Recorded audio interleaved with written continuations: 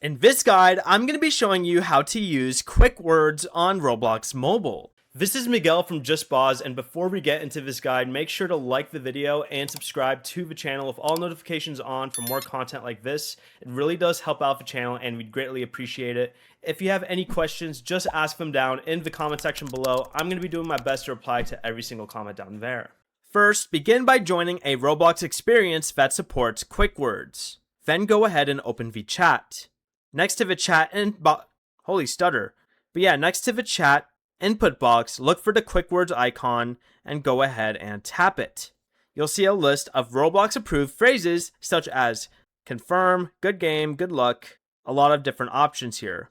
But tap the phrase you want to use and Roblox will send it into the chat.